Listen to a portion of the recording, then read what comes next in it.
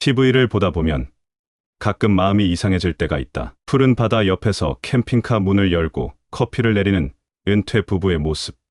숲 속에서 자연과 어우러져 살아가는 사람들의 이야기. 이제는 나를 위한 삶이라는 자막이 깔리며 웃고 있는 그들의 얼굴. 그런 장면들을 보고 나면 문득 내 인생은 왜 이렇게 됐을까 하는 생각이 든다. 나는 평생 회사를 위해, 가족을 위해 살아왔는데 왜 정작 은퇴한 지금은 두려움과 불안 속에 살아가고 있는 걸까? 남들은 은퇴 후 캠핑카 여행을 다닌다는데 나는 왜 매달 카드값과 관리비에 허덕이고 있을까? 괜히 내 선택이 틀렸던 건 아닌지, 내가 뭘 놓친 건지 자책하게 된다. 하지만 이 화려해 보이는 캠핑카 은퇴 생활에도 분명 인연이 있다. TV에서는 잘 보여주지 않지만 현실 속 은퇴자들이 마주한 진짜 문제들은 결코 낭만적이지 않다. 여기 캠핑카 은퇴를 꿈꾸며 실제로 그 길을 걸었지만 결국 냉혹한 현실에 부딪힌 3명의 사례가 있다. 이들의 이야기를 통해 우리는 은퇴 후 삶을 다시 생각하게 된다. 첫 번째 사례는 62세에 퇴직한 김도영 씨의 이야기다. 평생 교직에 몸담았던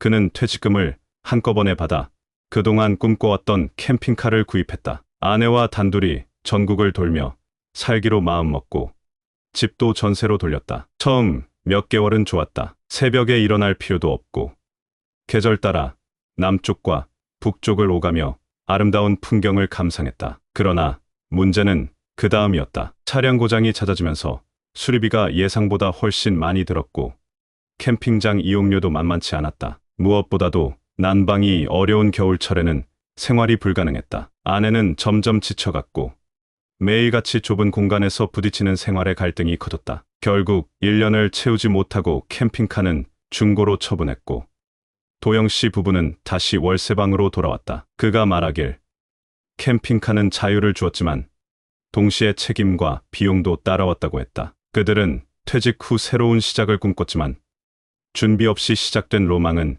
현실 앞에 무너졌다. 두 번째 사례는 자영업을 하다 퇴직한 58세 박순애 씨다. 그녀는 오랫동안 운영하던 분식집을 정리하고 이제는 자신을 위한 삶을 살아보자며 중고 캠핑카를 샀다. 혼자 사는 삶에 지쳤고 자유롭게 떠나는 여행을 통해 새로운 활력을 얻고자 했다. 처음엔 인스타그램에 여행 사진을 올리며 주변의 부러움을 샀지만 몇 달 후부터는 포스팅이 뜸해졌다. 순애 씨는 캠핑카에서의 삶이 생각보다 훨씬 외롭고 위험하다는 걸 깨달았다. 화장실 문제, 물 부족, 전기 사용의 불편함은 물론이고 주차할 수 있는 장소를 찾는 것도 큰 스트레스였다. 특히 여성 혼자 캠핑카에 있다는 사실이 알려지면 불안함이 커졌고 야간에는 두려움에 잠도 제대로 이루지 못했다. 결국 그녀는 캠핑카 생활을 접고 다시 도시로 돌아왔다. 지금은 작은 원룸에서 지내며 다시 단기 아르바이트를 시작했지만 그녀는 말한다. 캠핑카는 로망이었지만 혼자 감당하기엔 너무 큰 부담이었다고. 세 번째 사례는 IT 기업에서 조기 퇴직한 55세 조상현 씨다. 비교적 넉넉한 퇴직금을 받은 그는 은퇴 후 유튜브 채널을 운영하며 캠핑카 라이프를 콘텐츠로 만들겠다는 계획을 세웠다. 최신식 캠핑카를 리스했고 영상 장비도 갖추었다. 초반에는 몇 개 영상이 반응을 얻으며 수천 명의 구독자도 생겼다. 하지만 문제는 유지였다. 콘텐츠는 점점 뻔해졌고 수익은 기대만큼 나오지 않았다. 게다가 리스 비용과 영상 제작에 드는 시간과 에너지가 너무 컸다. 무엇보다 외부에서는 멋져 보였지만 실제 생활은 점점 피폐해졌다. 영상에서는 밝게 웃고 있었지만 촬영이 끝나면 혼자 깊은 외로움에 빠졌다. 조 씨는 결국 유튜브 활동도 접고 캠핑카를 반납했다. 그가 마지막에 남긴 말은 이렇다. 사람들은 캠핑카에서의 은퇴가 마치 새로운 인생의 해방처럼 보지만 그건 아주 일부분일 뿐이라며 보여주기 위한 삶은 오래가지 않는다고. 이 세 가지 사례는 각기 다른 이유로 캠핑카 은퇴를 선택했지만 모두가 비슷한 결론에 이르렀다. 캠핑카는 공간의 문제만이 아니라 체력과 비용, 심리적 외로움까지 다양한 요소를 고려해야 하는 삶의 방식이었다. 특히 한국처럼 계절의 변화가 뚜렷하고 도심 중심의 인프라가 구축된 사회에서는 캠핑카 생활이 결코 만만하지 않다. TV 속에서 보는 모습은 단지 이상적인 그림일 뿐 실제로 그 길을 선택한 사람들은 생각보다 많은 어려움에 부딪히게 된다. 무엇보다 중요한 것은 왜 캠핑카 은퇴를 원하는가에 대한 질문이다. 단순히 지루한 일상을 벗어나고 싶은 마음에서 출발하면 결국 현실의 벽에 부딪히게 된다. 은퇴 이후 삶의 방향은 사람마다 다르지만 공통적으로 필요한 것은 준비다. 재정적 계획, 건강 상태, 관계의 지속, 그리고 무엇보다도 현실적인 자기 이해가 선행되어야 한다. 이제는 남이 그려놓은 멋진 풍경에 나를 끼워 맞추기보다 내 삶의 기준과 환경에 맞는 선택을 하는 것이 더 중요해졌다. 텔레비전 속 낭만을 현실로 옮겨오는 일은 단순히 따라하는 것만으로는 부족하다. 오히려 그 낭만이 누군가에게는 독이 될 수 있다는 것을 이 사례들이 조용히 말해주고 있다. 은퇴 후의 삶은 결국 내가 어떤 사람인지에 대한 질문에서 시작돼야 한다. 그렇게 자기 삶을 정확히 들여다보고 나서야 진짜 자유로운 은퇴가 가능해질 것이다. 요즘 은퇴를 앞둔 분들 사이에서 캠핑카 생활은 일종의 로망처럼 자리 잡았습니다. 누군가는 자연 속에서 아침을 맞고 누군가는 강가에 차를 세워두고 책을 읽는 삶을 꿈꾸죠. 하지만 현실은 생각보다 단단하고 냉정합니다. 이상과 현실 사이의 간극은 은퇴 후 더 크게 느껴질 수밖에 없는데요. 이번 글에서는 앞서 소개된 사례들을 바탕으로 캠핑카 은퇴의 실체를 조금 더 들여다보고 우리가 준비해야 할 진짜 은퇴 전략에 대해 이야기해보려고 합니다. 먼저 사람들이 캠핑카 은퇴를 꿈꾸는 이유를 생각해보면 이해는 됩니다. 평생 일만 해온 삶, 시간에 쫓겨 살아온 일상, 그 모든 것에서 벗어나고 싶은 욕망이겠지요. 도시의 소음과 스트레스, 관계의 피로를 내려놓고 자연 속에서 단출하게 살고 싶은 마음, 그것은 누구에게나 있는 본능일 수 있습니다. 그런데 문제는 이 본능적인 욕망이 구체적인 계획과 준비 없이 행동으로 옮겨졌을 때입니다. 자유를 추구한 선택이 오히려 또 다른 구속으로 돌아오는 경우가 많습니다. 특히 캠핑카 생활은 TV에서 보이는 것과는 전혀 다른 생활 조건을 요구합니다. 먼저 공간이 협소하다는 점이 가장 큰 문제죠. 부부가 함께 생활하는 경우라면 각자의 개인 공간이 거의 존재하지 않고 사소한 행동 하나에도 예민해질 수밖에 없습니다. 이건 단지 불편함의 문제가 아니라 정서적 갈등으로 이어질 수 있어요.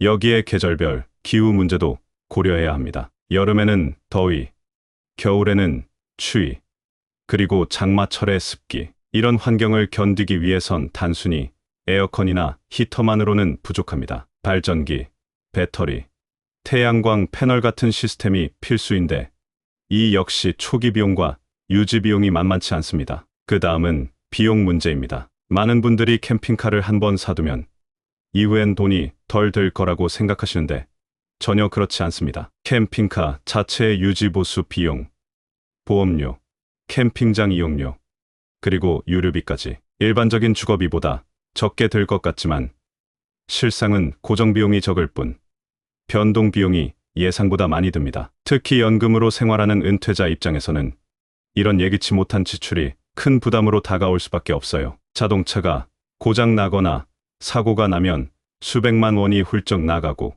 캠핑카에 특화된 정비소를 찾기도 어렵습니다. 또 하나 중요한 건 외로움입니다. 혼자 혹은 부부 단둘이 보내는 시간은 처음엔 평화롭고 자유로워 보이지만 시간이 길어질수록 인간관계의 단절로 이어질 수 있습니다. 가족, 친구들과의 관계가 자연스레 멀어지고 자녀와의 연결도 약해질 수 있습니다. 특히 혼자 캠핑카 생활을 하는 여성, 은퇴자들의 경우 치안과 안전에 대한 불안감이 끊임없이 따라붙습니다. 이는 단순한 불편함을 넘어 삶의 질 자체를 떨어뜨리는 요소가 됩니다. 그렇다면 왜 우리는 이런 삶을 동경하게 되었을까요? 사실 은퇴 후의 삶을 상상할 기회 자체가 부족했기 때문입니다. 사회는 우리에게 열심히 일하라고만 했지 일 끝난 후 어떻게 살아야 하는지에 대해서는 알려준 적이 없습니다. 그러다 보니 사람들은 미디어에 나오는 이상적인 은퇴 이미지를 그냥 받아들이게 되는 거죠. 하지만 중요한 건